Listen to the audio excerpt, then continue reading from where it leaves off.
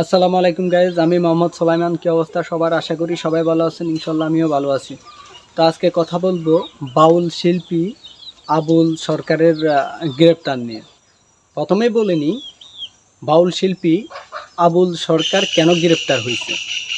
উনি আল্লাহ সম্পর্কে কুরুচি মন্তব্য করছে এবং কি বিভিন্ন অনুষ্ঠানে উনি ইসলাম বিরোধী কথাবার্তা বলে, যার জন্য উনি গ্রেপ্তার হয়। কিন্তু এই বিষয় নিয়ে সোশ্যাল মিডিয়াতে বিভিন্ন মানুষে বিভিন্ন রকম মন্তব্য করতেছে এবং বিভিন্ন পোস্ট করতেছে। এই জন্যই আসলে ভিডিওটা তৈরি করা। তো আমি প্রথমে একটা কথা বলে নিই, সেটা হচ্ছে উনি এত বড় অপরাধ করার পরেও ওনাকে যারা সাপোর্ট করতেছে বা মুক্তির দাবিতে যারা আন্দোলন করতেছে, আমি মনে করি তারা মুসলিম না। যদি তারা মুসলিম হইতো তাহলে কখনো আবুল সরকারকে সাপোর্ট দিত না। এখন আবুল সরকারকে সাপোর্ট দেওয়া মানে কি ইসলামের বিরোধিতা করা, এইটাই।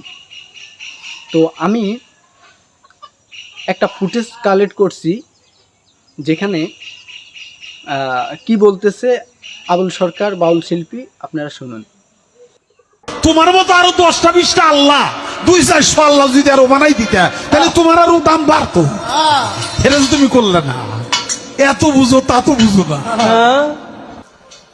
আল্লাহর কথার কোনো গোয়া মাথা আমি কিছুই পাই না। মাথা কোনটা গোয়া কোনটা এটা আমি পাই না।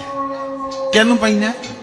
এই যে একটা কথা আল্লাহ যে কইল প্রথম সৃষ্টি আমার ইশক, প্রথম সৃষ্টি আবার কয় আমার আরশ, প্রথম সৃষ্টি আবার কয় নূর, প্রথম সৃষ্টি আবার কয় রূহ। আল্লাহ এক মুখে যে এত কথা কয়, আল্লাহর মুখ কয়টা?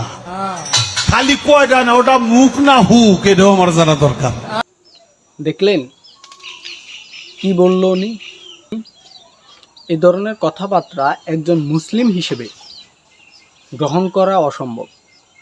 তাই অ্যাজ এ মুসলিম হিসেবে যারা ওনার পক্ষে নেয় বা পক্ষ নিয়ে পোস্ট করে বা যারা আন্দোলনে আসে, তাদেরকে গণপিটুনি দেওয়া উচিত। আবার এখানে ওনার কিছু ভক্ত অনুসারী, পাগলা ভক্ত অনুসারী মানববন্ধন করে ওনার মুক্তির দাবিতে। তো মানববন্ধন করার পরে ওনারা কিভাবে মানে এটার ভিতরেও রাজনীতি ঢুকাচ্ছে, আপনারা ভিডিওটা দেখলে ফুল বুঝতে পারবেন। যতটুকু জানি যে সেটি হলো একটি বৃহৎ গণতান্ত্রিক মুক্তিযুদ্ধের পক্ষে রাজনৈতিক দলের একজন প্রার্থীর পক্ষে এই বাউল পক্ষাবলম্বন করে বক্তব্য রাখছিলেন। আমি মনে করি আমাদের সাথে ওই রাজনৈতিক দলেরও সোচ্চার হওয়া দরকার। শুনছেন কোথায়কার প্যাচ কোথায় লাগাচ্ছে? এখানে বড় দল বলছে। বড় দল কে? বড় দল বিএনপিকে বলা হয়েছে ডাইরেক্টলি। তাহলে এবং কি ওরা আহ্বানও করতেছে যে ওদের পাশে এসে বিএনপি দাঁড়াইতে। সেটা বিএনপির একান্ত ব্যক্তিগত ব্যাপার, ওনারা কি ওদের পাশে দাঁড়াইবে কি না।